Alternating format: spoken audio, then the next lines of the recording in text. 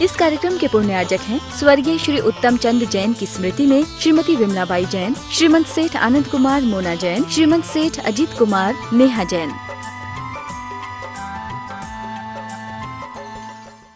आदिनाथ भगवान की मूर्ति चांदखेड़ी की, जो एक ऐसा मंगल स्वरूप, ऐसी मनोज्ञता, जिसके दर्शन मात्र से ये मूर्ति कुछ करती नहीं है, लेकिन इसके दर्शन करने के बाद जो व्यक्ति जो करता है उसमें सब में सफल हो जाता है। कई प्रकार की शक्तियां होंगी। कई लोग तुम्हारे कार्य को करते हैं साथ में, चलो तुमसे नहीं बनता मैं किए देता हूं, तुमसे ये कार्य नहीं बनता है चलो मैं तुम्हारे साथ चलता हूं। लेकिन ये मूर्ति कुछ नहीं करती, किसी के साथ नहीं जाती, लेकिन जिसको जो कार्य करना है और इस मूर्ति का ध्यान कर ले और यह मूर्ति यदि दर्शन दे दे तो जाओ, तुम जो कार्य करोगे उसमें सफलता जरूर मिलेगी, क्योंकि इसकी मुद्रा बड़ी मंगल स्वरूप है। कभी कभी क्या होता है कि व्यक्ति की चेहरा, व्यक्ति की दृष्टि, व्यक्ति का एक ऐसा सौम्य रूप होता है जिसके देखना भी शगुन कहलाता है।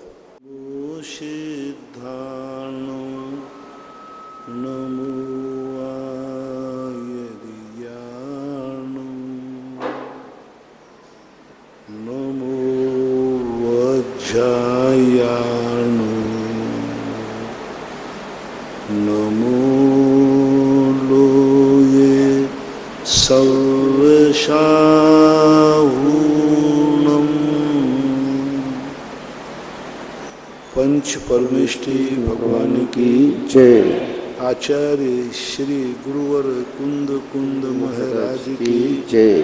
आचार्य श्री गुरुवर विद्यासागर जी महाराज की जय। परम पूज्य निर्यापक श्रमण मुनि श्री सुधा सागर जी महाराज की जय। परम पूज्य महासागर जी महाराज की जय। आदि कुमार जैन बंड नागपुर। गुरुवर नमोस्तु।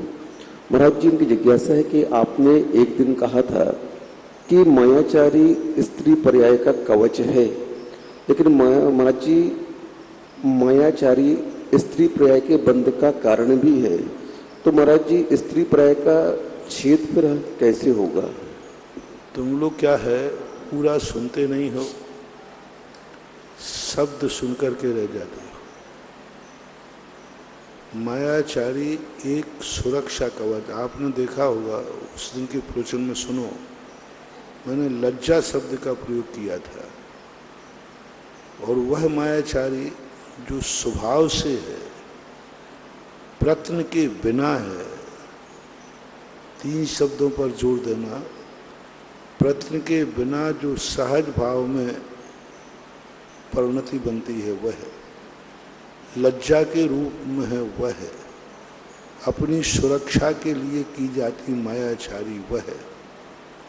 तो इन सब चीजों को देखना। वहां शब्द था मायाचारोव इत्थीणम, तो ये स्वभाव के लिए चर्चा की गई है। प्रयत्न पूर्वक की गई मायाचारी स्त्री वेद के बंध का कारण है, और प्रयत्न के बिना जो सहज रूप में परिणत मायाचारी है वो स्त्री वेद के बंध का कारण नहीं है। सारी मायाचारी स्त्री वेद को ही बंद कराती है, तो फिर त्रियंश को कौन जाएगा? माया त्रियज्ञोदश्य, मायाचारी से त्रियंश भी बनता है। और त्रियंश ही क्यों? मायाचारी तो देश गति भी करता है, त्रियंश गति का बंध दूसरे गुण स्थान तक होता है। स्त्री वेद का बंध दूसरे गुण स्थान तक होता है। पहले और दूसरे गुण स्थान में ही स्त्री वेद का बंध होता है। अब स्त्री वेद का, स्त्री जाति का बंध पहले और दूसरे गुण स्थान में होता है, पर मायाचारी तो चौथे गुण स्थान में भी होती है, मायाचारी तो पंचम गुण स्थान में भी होती है, मायाचारी तो छठे 7वें गुण स्थान में भी होती है, मायाचारी तो 8वें 9वें गुण स्थान में भी होती है। तो क्या ये सब स्त्री वेद के बंध के कारण है? स्त्री वेद का बंध विच्छुति है। चौथे पांच में से ऊपर मायाचारी है, लेकिन वो मायाचारी स्त्री भेद के बंध का कारण नहीं है, एक बात, क्योंकि गुणस्थान ही नहीं है। दूसरी बात, स्त्री भी मायाचारी करे तो क्या उसको हमेशा स्त्री भेद का ही बंध होता है? मायाचारी स्वभाव से विद्यमान है, उसके बावजूद भी स्त्री पुरुष भेद का बंध करती है। स्वभाव तो अर्थ हो गया कि वो तो उसके पास निरंतर है। मायाचारी में भी पुरुष भेद का बंध करते हैं, कोई बाधा नहीं। यदि ऐसा माना जाए कि स्त्रियों के स्वभाव से मायाचारी है, तो फिर तो उनको सदा स्त्री भेद का ही बंध होगा, क्योंकि मायाचारी से स्त्री भेद का बंध होता है। इसलिए थोड़ा अंगाड़ी पिछाड़ी भी समझा करो, और उसको समझने के बाद फिर उसके बाद प्रश्न करोगे तो उसमें तुम्हें उपलब्धि होगी। वहाँ समझो कि मायाचारी कहाँ कहाँ कौन कौन करता है, फिर भी उसको स्त्री भेद का बंध नहीं होता, तो ऐसा मानना चाहिए। इंजीनियर पंकज जी जैन पाटनी 12 गुरुवर नमोस्तु। महाराज जी पूछ रहे हैं कि जैसे हमने कोई पाप कर्म किया और कुयोनियों में गए, तो उस कुयोनियों की काट कब हो पाएगी जब हम पुनः मनुष्य पर्याय को प्राप्त करें पाप कर्म के फल की? तो कुयोनि से क्या? पाप कर्म के उद्देश्य से अन्य योनियों में गए तो फिर हमें मनुष्य योनि कब मिलेगी? या हम उसी में भटकते रहेंगे? या उस कुयोनियों में जाकर के वहाँ कष्ट उठाओगे, कष्ट उठाओ के अकल आएगी, अकल आएगी तो मनुष्य बन जाओगे। सीधी बात, जब बुरे काम करोगे तो जेल जाओगे, और जेल में जब कष्ट उठाएंगे तो अकल आएगी, तो अकल आएगी तो जेल से छूट जाओगे। सीधी सी बात है। मतलब कुयोनियों में जाने का अर्थ है कि वहां जाकर के अकल तुम्हें लाना, क्योंकि तुम सीधे से तो अकल में आने वाले थे नहीं। कई बार अपराधी होते हैं, वो सीधे मजिस्ट्रेट के सामने अपराध कबूल नहीं करते, फिर उनको पुलिस की रिमांडर पे भेजते, और जब पुलिस बढ़िया हाथ पैर बिल्कुल तोड़ करके कर देते, फिर 8 दिन बाद मजिस्ट्रेट के पास आता है, बोले भाई अपराध, हाँ साहब किया था। अरे भाई ये पहले ही 8 दिन पहले क्या देता, तो पुलिस की रिमांडर तो नहीं लगती। लेकिन क्या होता है, बिना ठोकर खाए व्यक्ति चेतता नहीं। 90% लोग ठोकर खा के चेतते हैं, जब तक ठोकर नहीं लगे तब नहीं चेतते। इसलिए कुयोनियों में तो इसलिए भेजा जाता है, वहाँ के कष्टों से तुझे अकल आएगी, विचार करेगा, पश्चाताप करेगा, और बुरे कर्म को छोड़ने का संकल्प करेगा। श्रीमती रजनी जैन लोहाड़िया, रजत पथमान सरोवर जयपुर, गुरुवर नमोस्तु। महाराज जी, इनकी जिज्ञासा है कि चक्रवर्ती जी ने अहंकार और क्रोध के आवेश में आकर के अपने भाई पर चक्र चला दिया, लेकिन महाराज जी इतनी तीव्र कसाय जो अनंतन बंदी का रूप लेकर के उनके सामने प्रस्तुत हुई, और वो उसको उसी पर्याय में छह करके कसाय को मुक्त चले गए। अनंतानुबंदी आपने कोर्ट में देखा होगा, कोई किसी का मर्डर कर देता है तो वहाँ ये उसका सर्वे किया जाता है, इसने आवेश में आके किया है, करना नहीं चाहता था हो गया है, नशे में किया है, तो वहाँ सजा अलग है। एक्सीडेंट हो जाने पर व्यक्ति मर जाता है, लेकिन ड्राइवर को हत्यारा नहीं कहा जाता, क्योंकि उससे असावधानी हुई है, उसको मारने का भाव नहीं था, असावधानी से मरा है। इसी प्रकार से यहाँ लगा लेना चाहिए, उसके परिणाम क्या है। उसने जो क्रोधादि भाव किए हैं, आवेश में आके किया, एकदम आवेश में, विचार नहीं कर पाया। एक आदतन अपराधी होता है, प्री प्लानिंग से करता है, महीनों षड्यंत्र रचता है, ऐसा भरत चक्रवर्ती ने नहीं किया। एक क्षण पहले भी उसका भाव नहीं था कि मैं चक्र चलाऊंगा, एकदम क्रोध आया और चला दिया। अनंत अनुबंधी कसाय बिना अभिप्राय के नहीं बनती है। पहले अभिप्राय खोटा हो, प्री प्लानिंग हो, तब अनंतानुबंधी कसाय बने। आदेश जैन बंडा गुरुवर नमोस्तु। महाराज जी की जिज्ञासा है कि वर्तमान में कोई मनुष्य भरत क्षेत्र से बिना किसी की सहायता से विदेह क्षेत्र जा सकता है क्या? भरत क्षेत्र का मनुष्य बिना किसी की सहायता से विदेह क्षेत्र जा सकता है क्या? नहीं जा सकता।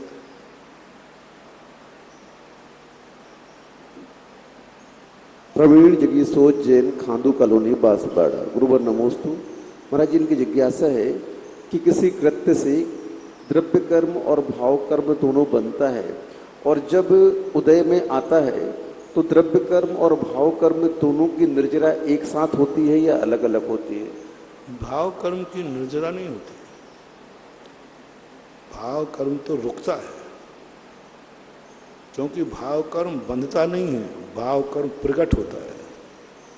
भाव कर्म जो आत्मा की पर्याय है, आत्मा के परिणाम है, भावों का स्टोर नहीं होता, भाव में स्थिति अनुभाग नहीं पड़ता, भाव बनते नहीं हैं, भाव होते हैं। तो भावों को रोका जाता है और द्रव्य कर्म निर्जरा रुकते हैं, स्टोर होते हैं, उनको निकाला जाता है। भावों को निकालना नहीं है, भावों को रोकना है। और द्रव्य कर्म में रोकना भी है और पूर्व बंधे हुए को निकालना भी है। दोनों में ये अंतर मानना चाहिए। अंशु जैन यूएसए गुरुवर नमोस्तु। महाराज जी की जिज्ञासा है कि जब हम बच्चों को डरा करके धर्म कराते हैं तो क्या इसमें हमें पाप बंद होगा? डरा करके धर्म कराते हैं बच्चों को, पाप कर्म नहीं, कोई नहीं होता। मजिस्ट्रेट पुलिस वाले डंडे मार करके सही रास्ते पर लाते हैं, उनको पाप का बंध नहीं होता। मजिस्ट्रेट दंड दे करके उसको सही ठिकाने लगाता है, उसको पाप बंद नहीं होता। माता पिता बच्चे को डरा के धमका के थप्पड़ मार करके करते हैं, उनको पाप बंद नहीं होता। आचार्य महाराज लोग प्रायश्चित दे करके उसको समझा बुझा करके डांट डपट करके भी प्रायश्चित देते हैं, उनको पाप का बंध नहीं होता। क्योंकि अभिप्राय से पाप का बंध है। उसको आप नीचा दिखा रहे हैं, उसकी अवहेलना कर रहे हैं और उसकी बेइज्जती करने के लिए कर रहे हैं, तो बराबर पाप का बंध होगा। लेकिन सुधारने की दृष्टि से किया जा रहा है तो अभिप्राय चोखा होने से वह अबंधक है। अजित जैन एडवोकेट कोटा गुरुवर नमोस्तु। महाराज जी की जिज्ञासा है कि इनने कहीं पढ़ा कि आगम का कम ज्ञान होने से कम बंध होता है और ज़्यादा ज्ञान होने से ज़्यादा बंध होता है। ये बात कहाँ तक सही? कहाँ पढ़ी आपने? पढ़ कहाँ लिया? कोई यूं पढ़ लिया आपने? हमेशा लिखा है वहाँ पर ज्ञाता ज्ञात भावादिकरण वीर्य विशेषेभ्यः तद्विदेशा।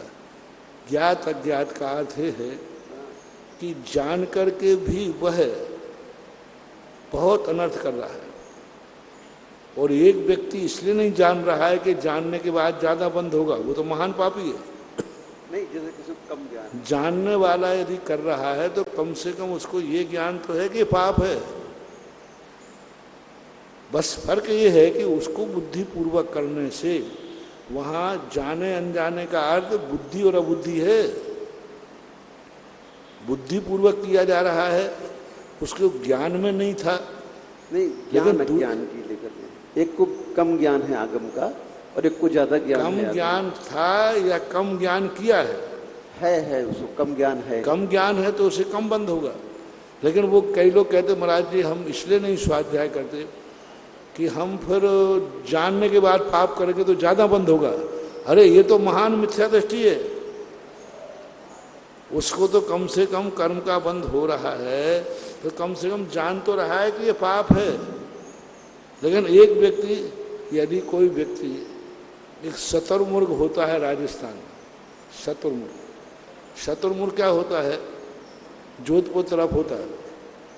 जब बिलाव आता है तो वो डर करके अपना मुंह रेत में छुपा लेता है वो कहता है कि मैं बिलाव को नहीं देख रहा हूं तो अब बिलाव मुझे नहीं खाएगा, और बिलाव आके खा जाता है। इसी प्रकार यदि तुम्हारी ये दृष्टि हो कि मैं ज्ञान कर लूंगा तो फिर ज्यादा बंध होगा, तो तुम्हारे लिए महान बंध होगा निधत्त निकाचित का। आज प्रवचन वही तो कह रहा था, तुम पाप नहीं छोड़ सकते हो, नहीं छोड़ोगे, लेकिन पाप के संबंध में समझ तो लो, समझ तो लो, मत छोड़ना। महाराज देखो मैं वायदा करता हूं छोड़ूंगा नहीं, हाँ मत छोड़ना, लेकिन समझ तो लो। शायद समझ में आने के बाद तुम छोड़ोगे नहीं, अपने आप छूट जाएगा। किसी भी दोष को छोड़ना नहीं छोड़ना शक्ति के ऊपर आधारित है, लेकिन उसको समझना नहीं समझना ये शक्ति के आधार पर नहीं है, ये बहुत बड़ा मिथ्यात है। यदि समझने के बाद तुमने नहीं छोड़ा तो कुंद स्वामी कहते हैं जम सक गई तम की रही। ठीक है हम ज्यादा जानते थे लेकिन छोड़ूंगा कम, कोई बात नहीं चलेगा, लेकिन तुम जानने ही नहीं चाहते इसलिए, तो वो तुम बहुत बड़ा मिथ्या दृष्टि है, ज्ञानी है। एक जानने का ज्ञान नहीं होना और एक ज्ञान नहीं करना, नहीं करने वाला व्यक्ति तो निधत्त निकाचित कर्मों को बंद करता है, बल्कि उसको इतना बंद होता है कि जानने वाला उतना बंद नहीं करेगा। जिसने इसलिए नहीं जाना है कि कर्म बंद ज्यादा होगा, उसको तो महान कर्म का बंद होता है, ऐसा मानना चाहिए। राजीव जैन सेवरार्थी अमरपाटन गुरुवर नमोस्तु। महाराज जी इनकी जिज्ञासा है कि 8 साल अंतर मुहूर्त के पहले बच्चे की जिम्मेदारी पूरी माता पिता की होती है जब तक वो सम्यक दर्शन प्राप्त करने की योग्यता नहीं रखता है। तो महाराज जी उस दौरान अगर बच्चा रात्रि भोजन करता है या कुछ अभक्ष्य खाता है तो उसका दोष क्या पूरा माता पिता परिवार के ऊपर आएगा? लगता है, क्योंकि आप उसके जुर्मदार हैं, गार्जियन, उसको अभी ज्ञान नहीं है, तो आपको बराबर दोष लगेगा। आप सावधानी रखें उसके प्रति, बचाने का प्रयास करें, फिर भी कुछ कदाचित वो तुम्हारे से छुपकर चोरी से खा लेता है तो उतना कम लगेगा, लेकिन जिम्मेदारी तो है ही आपकी। नमिता जैन कोटा गुरुवर नमोस्तु। महाराज जी इनकी जिज्ञासा है अतीन्द्रिय सुख और अनिंद्रिय सुख में क्या अंतर है? अनिंद्रिय, हाँ, अनिंद्रिय सुख कहलाता है मन सुख, मानसिक सुख, और अतीन्द्रिय सुख कहता है इंद्रियातीत सुख। इंद्रियों के बिना मन के लड्डू खाना, खाना पीने कुछ नहीं बोला, मन में भरा मैं ऐसा होता मैं ऐसा होता मैं, ये अनिंद्रिय सुख है। मानसिक सुख को अनिंद्रिय सुख बोलते हैं, क्योंकि अनिंद्रिय का नाम है मन। अब यदि कहीं कुचित का जाचित अनिंद्रिय का अर्थ इंद्रिय रहित लिया है तो ये भी लिया जाता है असंगी का सुख, अनिंद्रिय, क्योंकि उनकी अनिंद्रिय नहीं है। हालांकि कर्म सिद्धांत में मन को अनिंद्रिय नहीं कहा, नो इंद्रिय कहा।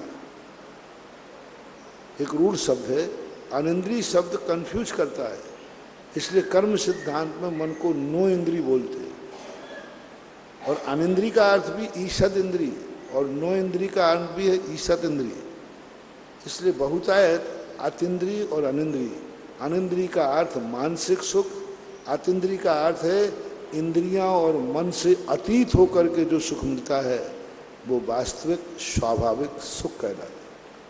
अरुणो जैन सिंगोली गुरुवर नमोस्तु। महाराज जी ये कह रहे कि आप कई बार अपने प्रवचनों में कहते हैं कि मेरी बात का विश्वास 6 महीने करो, 6 महीने तक मेरी बात का विश्वास करो, मंत्र का, स्त्रोत का, अभिषेक का, 6 महीने के बाद में जरूर कोई ना कोई अच्छा फल आपको मिलेगा। तो इनका कहना है कि 6 महीने ही, ऐसा क्यों आप दावा करते हैं कि 6 महीने तक? 6 माह एक अध्वान होता है कसाई का।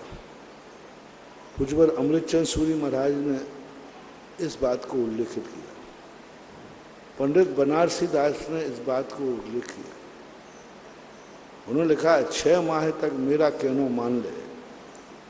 तो उसमें ये है कि 6 महीने तक यदि तुझे नहीं हुआ तो समझ लेंगे कि तू अभव्य है, मिथ्या दृष्टि है, अनंतानुबंधी कसाय का उदय। अप्रत्याख्याना वर्णी जो कसाय का उदय है उसका उत्कृष्ट काल उदय का 6 महीने माना गया। तो 6 महीने के अंदर अंदर तुझे अकल आ ही जाएगी, तू समझ ही जाएगा। और 6 महीने के बाद हुआ तो या तो मिथ्या दृष्टि हो जाएगा या सुधर जाएगा। इसलिए दूसरा, 6 महीने में अयन बदलता है नेचुरल, 9 कर्म की, तो हुआ अंदर की परिणति कसाय की, कर्म की। और 9 कर्म में प्रकृति बदलती है, नेचर बदलता है। 6 महीने में अयन, सूरज उत्तर से दक्षिण और दक्षिण से पश्चिम होता है। जब 9 कर्म का वातावरण बदलता है तो उस 9 कर्मों के कारण कर्मों की उदीर्णा भी होती है, उदीर्णा होती है। कुछ कर्मों में भी ऐसा है कि 6 महीने बाद असाता का उदय 6 महीने निरंतर चल सकता है। एक समय को साता सही, लेकिन बीच में बदलता है। तो ये 6 माह का जो प्रसंग है, भाव कर्मों की अपेक्षा, द्रव्य कर्मों की अपेक्षा और 9 कर्म की अपेक्षा से अपने आप में महत्व रखता है। ज्योतिष के अनुसार भी 6 माह का एक विशेष स्थान है। और ज़्यादातर प्रतिमा योग आदि के 6, बाहुबली का ठीक है 1 साल का हुआ, लेकिन अधिकतम प्रतिमा योग के संबंध में 6 माह का ही उल्लेख मिलता है कि 6 माह का प्रतिमा योग, मूल प्रतिमा योग का उत्कृष्ट काल 6 माह माना गया शास्त्रों में। ये अपवाद मार्ग है बाहुबली आदि का। सामान्य रूप से प्रतिमा योग का काल 6 माह है। 6 माह से अधिक प्रतिमा योग धारण नहीं किया जाता। अब किसी ने किया है तो ये अपवाद मार्ग कहलाते हैं। इसलिए 6 माह का एक अपने आप में सभी तरफ से कुछ ना कुछ उसमें लॉजिक है। जेनिसा इरिया जैन, शिवनगर, जबलपुर। गुरु नमोस्तु। महाराज जी, इनकी जिज्ञासा है कि जब आत्मा शरीर से निकल जाती है और अन्य शरीर में जब तक प्रवेश नहीं करती है तो उस बीच की अवस्था में आत्मा का क्या रूप होता है? क्या कितना सा समय है, काय को चिंता कर रहे हो? तुम जितनी चिंता ही नहीं कर पा रहे हो तुम्हें तो पहुंच जाता हो।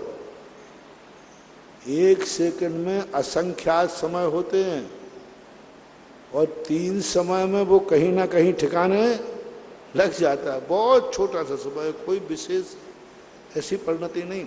फिर भी विग्रह गतो कर्म योगा, कार्मण का योग के माध्यम से वह वहाँ जाता है। विग्रह गति में भी परिणाम करता है, विग्रह गति में भी कर्म का बंध होता है, विग्रह गति में भी कसाय होती है, विग्रह गति में भी भाव कर्म विद्यमान है और कर्मों का बंध है विग्रह गति में। हाँ, ये बात अलग है कि 9 कर्म के अभाव में विग्रह गति में उत्कृष्ट बंध नहीं होता, जघन्य बंध भी नहीं होता। विग्रह गति में किसी भी कर्म का बंध मध्यम होता है, लेकिन वहाँ 3 समय में भी 7 कर्मों का बंध तो होता ही होता है। महेन जैन, पत्रकार। गुरुवर नमोस्तु। महाराज जी, इंदौर की पत्रकार जी पूछ रहे हैं कि सचित अचित विवेचना को हम किस आधार पर समझें, और सचित्त और अचित्त की विवेचना को हम किस आधार पर समझें, और जो ग्रहण और छोड़ने योग्य पदार्थ होते हैं उसका कारण मात्र एक अहिंसा ही है कि और कुछ भी है? सचित्त और अचित्त का जो विवेचन है यह अपने आप में जीव राशि से, और जीव राशि को सीधा खाते समय मरना, मुंह में मरना, मारना, मरते तो हैं ही, चाहे उबालो चाहे कुछ भी करो, उन जीवों की विराधना तो निश्चित है। इसके संबंध में बहुत सारे लोग बोलते हैं, महाराज हमने कच्चा फल खा लिया, उसमें जीव थे, तुमने कहा उबाल के खाओ, तो वो जीव तो मर ही गया ना। हाँ, पक्का है मर गया। एक मुंह में मरना और एक मुख के बाहर मरना।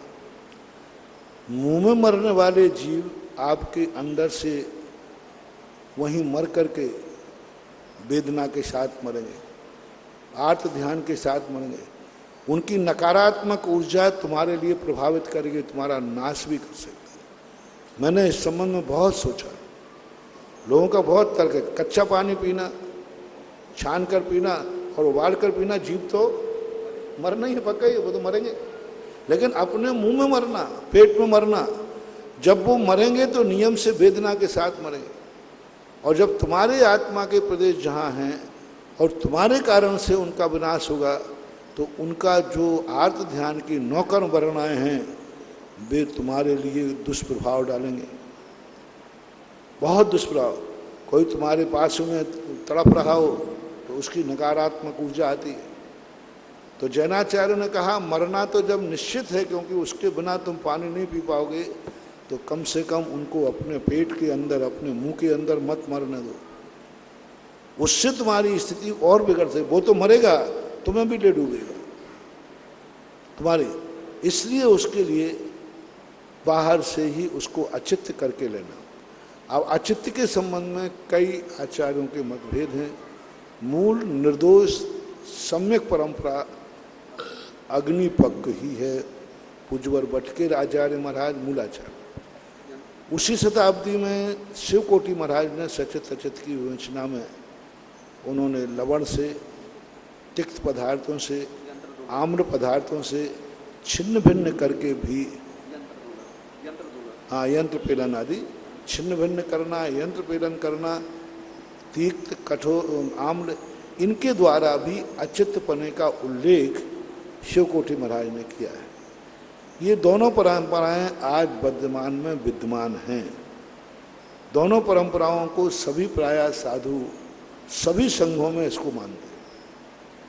कोई अग्निपक्ष नहीं लेते हैं तो छिन्न भिन्न तो करते ही हैं, और छिन्न भिन्न करके उसमें कोई ना कोई पदार्थ डालते हैं, छिन्न भिन्न कर लेते हैं। छिन्न भिन्न करके भी उन्होंने लिखा है।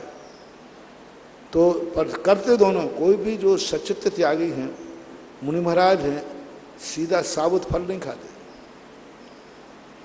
प्रतिमाधारी भी क्षुल्लक, एलक, सचित्त प्रतिमा के त्यागी वो साबुत फल नहीं खाते, वो भी नहीं खाते। दो प्रतिमाधारी भी, क्योंकि भोगोपभोग परिमाण व्रत में भी उसका सचित्त निक्षेप आदि का प्रावधान आता है।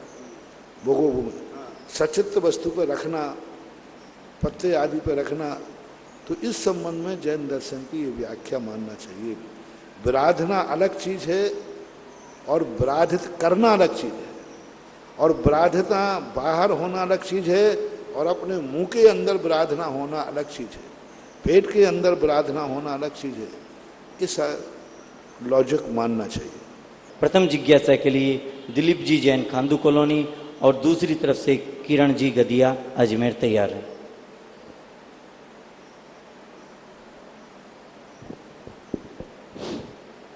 मुनि पुंगव श्री सुधा सागर जी महाराज के चरणों में सहस्त्र बार नमोस्तु नमोस्तु नमोस्तु। हे गुरुवर, मैं या मेरा परिवार कभी भी तीर्थ यात्रा पर निकलता है भगवान, तो हमारे मूल नायक अजितनाथ भगवान एवं श्रेयांसनाथ भगवान हैं, उनकी प्रतिमा के कहीं भी दर्शन होते हैं तो उनके प्रति हमारे भाव कुछ अलग ही बनते हैं गुरुदेव। तो और उसी प्रकार गुरुवर जब टीवी पे या मोबाइल पे आचार्य गुरु विद्यासागर जी या आपकी फोटो या तस्वीर कहीं भी दिखती है तो हमारा नतमस्तक स्वतः ही हो जाता है। तो गुरुवर, ऐसा करने से क्या दूसरे तीर्थंकरों के प्रति या दूसरी प्रतिमाओं के प्रति या दूसरे महाराज जी के प्रति कहीं उपेक्षा का दोष तो नहीं लगता है? और गुरुवर, ऐसा हमने कौन सा कर्म किया है कि ऐसे भगवान और आराध्य गुरु के प्रति हमारे भाव ऐसे बन जाते हैं? विशेष आकर्षण के तीन कारण होते हैं। पहला कारण है गुणशुभ प्रमोदम, जिसमें अधिक गुण होते हैं उसके प्रति अधिक भक्ति जागना, ये सम्यक ज्ञानी, सम्यक दृष्टि सज्जन का स्वभाव है। वो जानता है कि इस मूर्ति में विशेष गुण है, इस मूर्ति में विशेष आकर्षण है, इस मूर्ति में अतिशय है, यह मूर्ति हमें मन को शांति देती है, यह मूर्ति से हमारे लिए बहुत एक अलग ढंग का महसूस होता है। तो उपकारी वो गुणों प्रमोदम आता है। इसी प्रकार साधुओं के प्रति उपेक्षा भाव नहीं है, ये साधु अधिक गुणवान है, निर्दोषचर्या है, नंबर है। क्लास में सभी विद्यार्थी पढ़ते हैं, लेकिन मास्टर उसको ही पुरस्कृत क्यों करता है जिसके अच्छे नंबर होते हैं? क्या वो दूसरे विद्यार्थियों की उपेक्षा कर रहा है? कोई कॉलेज में, कोई क्लास में किसी ने 95-90 नंबर प्राप्त किए, किसी ने 85 नंबर, 75 नंबर, किसी ने 33 नंबर। सभी का वो गुरु बराबर है, सभी विद्यार्थी हैं, लेकिन जिसने अच्छे नंबर मिले उसको विशेष प्रकार का आशीर्वाद देता है, पुरस्कार देता है, सम्मान करता है। तो मैं आपसे पूछता हूं, क्या शेष विद्यार्थियों का अपमान है? बोलो। नहीं है।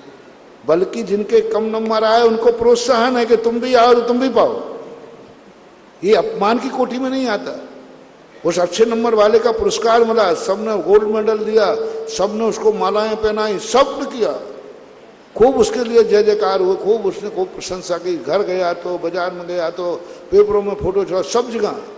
और उसी क्लास में दूसरे विद्यार्थी पास हुए, फेल वालों के नहीं, पास हुए, उनको कोई पूछ नहीं रहा। तो क्या ये उनका अपमान है? नहीं, गुणशुभ प्रमोदम। इसी प्रकार कोई आचार्य, कोई मुनि महाराज के गुण इतने अधिक होते हैं, गुणानुराग जागता है, उनको गुणों को देखकर आनंद उमड़ता है, उनको गुणों को देखकर विशेष पूजा का भाव आता है, उनके गुणों को देखकर गुणानुवाद का भाव आता है, उनके गुणों को देख करके उनके चरणों में झुकने का भाव आता है। एक कारण जो आगम में कहा गया है। दूसरा कारण है उपकारी। इन मूर्ति से, इस प्रतिमा से हमारा उपकार होता है। आपने कहा अजितनाथ भगवान सरवन के, आदि श्रेयांशनाथ भगवान खांडूकारों के, उनसे आपका उपकार होता है।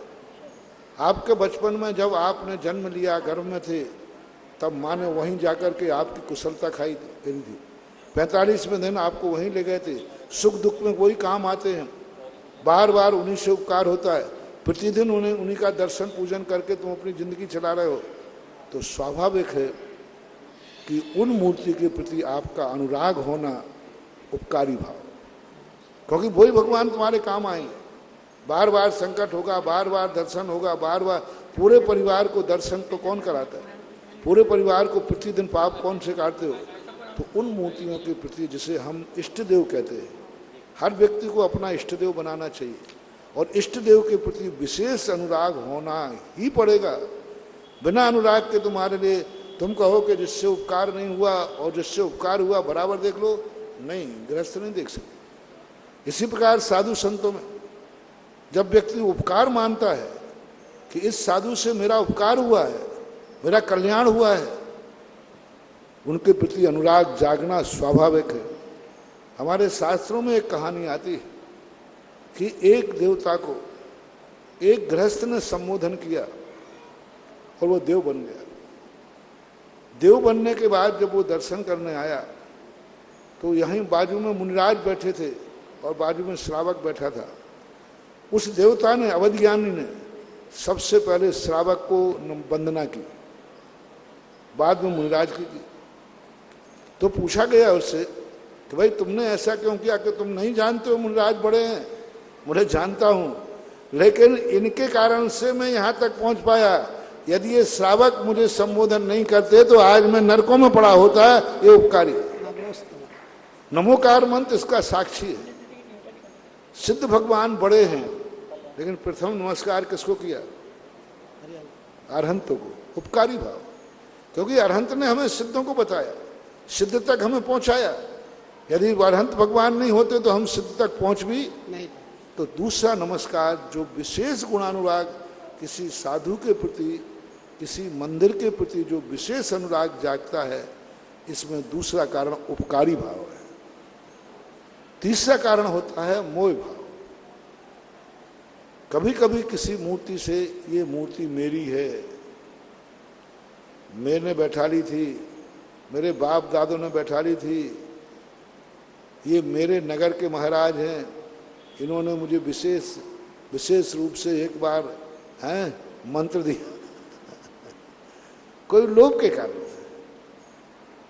मोह के कारण, लोभ के कारण, भय के कारण भी कभी कभी व्यक्ति मूर्ति विशेष से या साधु विशेष से आकर्षित हो जाता है। लोभ के कारण हो जाता है, उपकार के कारण नहीं, लोभ के कारण। यदि इनके साथ इन महाराज को मानेंगे तो हमें ये उपलब्धि हो जाएगी, सांसारिक उपलब्धि, पारमार्थिक नहीं। यहाँ मूर्ति में मानेंगे तो ये, जैसे कई लोग किसी मूर्ति को जाते हैं, इस मंगलों के भगवान, अब ये सारे चोर चपाटे होते वहीं जाते, तो अब ये कहा जाता है लोभ, भय और मोह के कारण भी कभी कभी व्यक्ति ये पक्षपात करता है। तो तृतीय कारण तो निंदनीय है, ठीक नहीं है। लेकिन दो कारण ग्रहण करने योग्य हैं, शास्त्रों से प्रमाणित हैं, इसमें दूसरों का अपमान नहीं है। गुणशु प्रमोदम और उपकारी भाव के कारण करते हो तो कोई दोष नहीं आता है। नमोस्तु भगवान, नमोस्तु। असीम कालीन आदिनाथ भक्तामर विधान में नाम आया है, कल 3 सितंबर को करना है। विमल चंद जी लुहाड़िया की पुण्य स्मृति में हीरामणि, मुकेश, ममता, अर्पित, हीना, रिमझिम, आहाना जैन, दूदू वालों की तरफ से भक्तामर विधान और एक विधान गुप्त रूप से आया है। श्रीमती किरण जी गदिया और इनके पश्चात सुरेश कुमार जी सिंगई अशोकनगर तैयार है। नमोस्तु गुरुदेव, नमोस्तु नमोस्तु। गुरुदेव जैसे वो निराकुलता को ही सच्चा सुख माना है, और एक अपन कहते हैं राग द्वेष से रहित होता है वह सच्चा सुख होता है। तो गुरुदेव सच्चा सुख की परिभाषा क्या है? जैसे हमें आकुलता से रहित कभी कभी संतोष, शांति या ऐसे महसूस होता है, तो वो कौन सा सुख कहलाता है? गुरुदेव सच्चे सुख की परिभाषा दी। राग द्वेषी आकुलता है। आकुलता कोई चीज नहीं है। इष्ट का वियोग, अनिष्ट का सहयोग, पीड़ा, चिंतन और निदान, ये 4 आकुलताएं हैं। या तो इष्ट का वियोग, अनिष्ट का सहयोग, पीड़ा, चिंतन और निदान, इन 4 के माध्यम से ही आकुलता आती है। और ये 4 के आकुलता के साथ एक और बड़ी आकुलता आती है, रौद्र ध्यान। जब व्यक्ति दूसरे को आकुलित करके, आकुलता का अर्थ स्वयं ही आकुलित होना न जरूरी नहीं है। लोग कहते महाराज मुझे तो उसका मर्डर करने के बाद बड़ी शांति हो गई, जब तक मैंने उसको नहीं मारा था तो बड़ी अशांति थी, घटाधोप था, बहुत दुख हो रहा था, बहुत घुट रहा था, नींद हराम हो रही थी, और जैसे उसको निपटा दिया अब महाराज बहुत शांति है। तो इसको सुख में ले लें, ये सुख में ले लीजिए। कोई कहते हैं महाराज ये सुख हो गया कि नहीं। कोई व्यक्ति को प्यास लग रही थी, बोले महाराज बहुत आकुलता हो गई थी, 1 गिलास पानी पी लिया, शांति। किसी को झप्पड़ मारने का भाव हो रहा था और महीनों से आकुलता में था, जिस दिन मार दिया उसके बाद शांति हो गई। प्यास लगी है, 24 घंटे उपवास का दिन है, आकुल व्याकुल हो रहे। तो कई लोग कहते अरे भाई 24 घंटे आकुलता की अपेक्षा चुपचाप 1 गिलास पानी पी लो ना, शांति। अब तो शांति हो गई ना। और बिना नहीं पिए आपको अशांति हो रही थी। रजनीश का यही सिद्धांत था। एक विचारक हुआ है, उसने कहा जो आप मन में आए वो पहले कर डालो, नहीं तो घुटोगे। जो आया कर डालो, करने के बाद शांति। उतना बड़ा मूर्खतापूर्ण कार्य किया। पाप करने के बाद जो शांति मिलती है वो शांति नहीं कहलाती है, वो महा अशांति का बीजारोपण है। जैन दर्शन ने इस बात का बड़े जोर से खंडन किया, रौद्र ध्यान के रूप में। उनका पाप करने के बाद जो तुम्हें शांति मिली, मारने के बाद जो तुमने मर्डर करने के बाद शांति मिली, झूठ बोलने के बाद जो शांति मिली, जो इंद्रियों के विषय भोगने के बाद जो तुम्हें शांति मिली, परिग्रह आने के बाद जो शांति मिली, ये शांति नहीं है, रौद्र है। हिंसानंदी, मृषानंदी, चौर्यानंदी, परिग्रहानंदी, नंदी शब्द लगाया, आनंद लगाया। और इस रौद्र आनंद को आज के विचारक, आज के सुधारवादी शांति मानते, आनंद मानते। जैन दर्शन से रौद्र ध्यान मानता है, सबसे निकृष्ट ध्यान कौन सा है? रौद्र ध्यान। और रौद्र ध्यान को आज 90% जितने सुधारक हैं वो यही कहते हैं, अरे भाई काय को तड़प रहे हो, परेशानी हो रही है, एक गिलास पानी पी लो ना, शांति से सो जाओ। नहीं पियोगे तो रात भर नींद नहीं आएगी, और पी लोगे तो दोनों में से ठीक क्या है? एक व्यक्ति का प्यास लग रही ऊपर, वो कहता रात में तो नहीं पीऊंगा, लेकिन नींद नहीं आ रही है, कराह रहा है, गला सूख रहा है, पट्टी रख रहा है, नहा रहा है, XYZ, आँख उल्टा हो रही। दूसरा कहता है काय को परेशानी पड़ रहा हो, एक गिलास पी लो, शांति से सो जाओ। दूसरा व्यक्ति ने एक गिलास पानी पिया और सो गया, और जिसने नहीं पिया वो रात भर नींद ही नहीं आई, उसको गला सूखता रहा। आपकी दृष्टि से दोनों में से ठीक कौन सा है? जिसने पानी नहीं पिया। यही कहोगे आप, 90% यही कहेंगे। जैन दर्शन कहता है नहीं, ये रौद्र ध्यान के अंदर आएगा, विषयानुराग के अंदर जाएगा, और वो तपस्या के अंदर है। नहीं, उपवास है, चतुर्दशी है, आगम की आज्ञा है।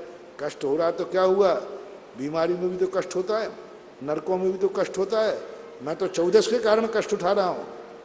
तो ऐसा चिंतन करता हुआ कष्ट उठाता है। तो हमेशा ध्यान रखना, जिस शांति को तुम लोग शांति कहते हो वो रौद्र ध्यान है, ऐसा मानना चाहिए। हमारे यहाँ शांति का अर्थ है स्वयं शांत है, हमारी क्रियाओं से दूसरे को भी शांति ना हो, और ना तो आज शांति हो ना कल अशांति हो। कल के दिन में शांति मर रही है, तुम्हें शांति मिल गई, लेकिन फिर पुलिस आ रही तो भाग क्यों रहे हो? फिर भागते क्यों हो? यदि मर्डर करने में तुम्हें दूसरे को शांति मिल गई तो फिर भाग क्यों रहे हो? फिर जमानत की तैयारी क्यों कर रहे हो? झूठ बोलने में शांति है तो फिर छुप क्यों रहे हो, छुपा क्यों रहे हो? इससे सिद्ध है कि कुछ शांतियां ऐसी हैं जो कंडूयन के समान खुजली है। इसे आचार्यों ने कहा, जैसे खुजली चलती ना, खुजली तो खुजलाने में कैसा अच्छा लगता है, दाद खाज खुजली, खुजलाने बहुत अच्छा लगता है। और जैसे ही खुजलाना बंद करते तो फिर क्या होता है? जलन मचती है। तो ये शांतियां सांसारिक शांतियां कहलाती है। सुरेश कुमार जी सिंह गैयर, अशोकनगर, और इनके पश्चात निकिता जी, बड़कुर, नागपुर तैयार। समस्त आचार्य संघ के चरणार बिंदु में मेरा बारंबार नमोस्तु नमोस्तु नमोस्तु महाराज जी। मेरी थोड़ी सी जिज्ञासा ये है महाराज जी, हम लोग जो पूजन करते हैं, मैंने कितने ही लोगों को देखा है, वो शांति विसर्जन करने के लिए अलग से प्लेट में कर जाते हैं, उनके सदस्य बाद में आकर के फिर विसर्जन करते हैं। ये कहाँ तक उचित? अलग से विसर्जन कर जाते हैं, जो साथ वाले होते हैं वो अलग से विसर्जन कर जाते हैं, वो बाद में करते हैं, और बाद में सदस्य दूसरे आगे पूजन करके फिर वो विसर्जन करते हैं, उसी में जो अपन ठोना बनाते हैं ना, उसमें। तो अलग वो अपनी विसर्जन करके गया, तुम्हारा सबका अलग अलग होता है। नहीं, मेरा मतलब ये अलग से प्लेट में कर दिया विसर्जन, और जो उन्होंने आत्रोतिष्ठ जो विराजमान किए थे उसको ना करके अलग से कर जाते हैं, और दूसरे 1 घंटे 2 घंटे बाद आते हैं सदस्य, वो फिर कर। कायदा से तो है पूरी करना चाहिए, लेकिन वहां भी थोड़ी ब्याईजीगिरी चल जाती है। अब जैसे मान लो एक ठोने में कर लिया, अब एक को जल्दी जाना है तो पड़ोसी भैया तुम विसर्जन कर लेना, मैं इसमें करके जा रहा हूँ। दोष तो है, वो दोष न मान के नंबर तो कटेंगे लेकिन निंदनीय नहीं है। नंबर तो कटेंगे लेकिन ठीक है, उसने अलग से कटोरी में विसर्जन कर दिया क्योंकि जल्दी जाना था। उसको ये भी मालूम है कि जिसके भरोसे छोड़ के जा रहा हूं वो विसर्जन करेगा। तो आपसी में ये विश्वास वाली बात है। थोड़ा सा महाराज जी ये निवेदन हुआ था कि ये निश्चय वाले जो कहते हैं एक द्रव्य दूसरे द्रव्य का कुछ नहीं कर सकता, एक द्रव्य दूसरे द्रव्य का कुछ नहीं कर सकता, तो लोग पानी पीने के बाद उनके चेहरे क्यों खिल जाते हैं, ये थोड़ा समझ में नहीं आया। उनको उसी समय एक झापड़ मार देना चाहिए। बोले ये क्या किया? बोले साहब एक द्रव्य दूसरे के द्रव्य कुछ नहीं। बोले ये भी पुद्गल, ये भी पुद्गल, पुद्गल की क्रिया पुद्गल में हुई है, जड़ की क्रिया जड़ में हुई है, तू भी चेतन में भी चेतन, चेतन चेतन को मार नहीं सकता, पुद्गल पुद्गल ने मारा है, सब अकल ठिकाने लग जाएगी, झगड़ा बनता है। नमस्ते महाराज जी। सीधी बात है, ऐसे कुतर्कियों को क्या कहे?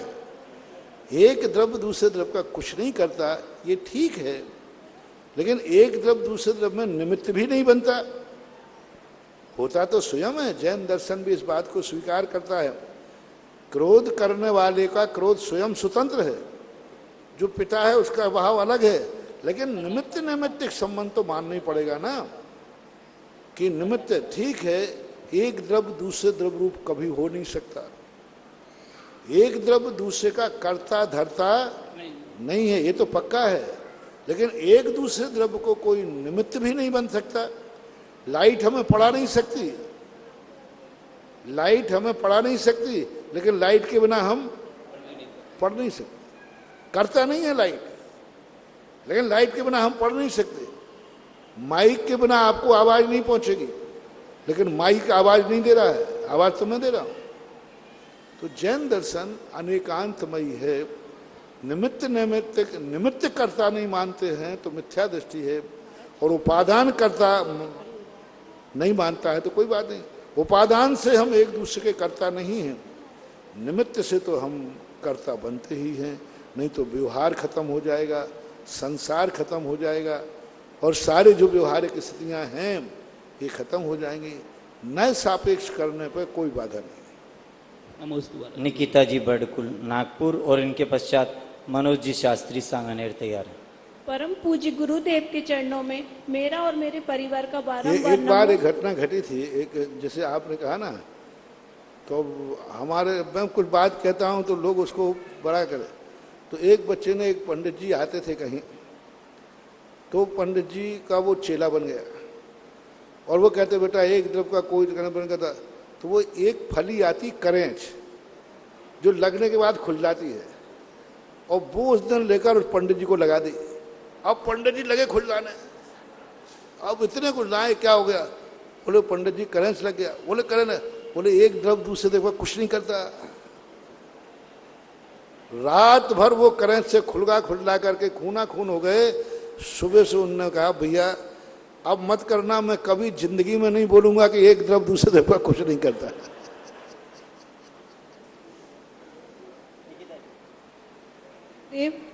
पर्यूषण पर आने वाले हैं पुरुष वर्ग तो विभिन्न शिविरों में सम्मिलित हो ही जाते हैं। हे गुरुदेव, जो कामकाजी महिलाएं हैं उन्हें अपनी परिवारजन के, घर के बच्चे बुजुर्गों सभी का ध्यान रखना पड़ता है। ऐसी परिस्थिति में हम महिलाएं किस प्रकार धर्म की आराधना कर सकते हैं? पर्यूषण पर्व में जो कामकाजी महिलाएं हैं वो 10 लक्षण पर्व में कैसे अपना सब कुछ कर सकते हैं? सब कार्य कर सकते, कोई बात नहीं। काम काज में क्या बात है? काम काज में कुछ सीमित तो करना ही पड़ेगा। 2 प्रकार के धर्म होते हैं। एक धर्म होता है पूर्ण रूप से, एक धर्म होता है अंश रूप से।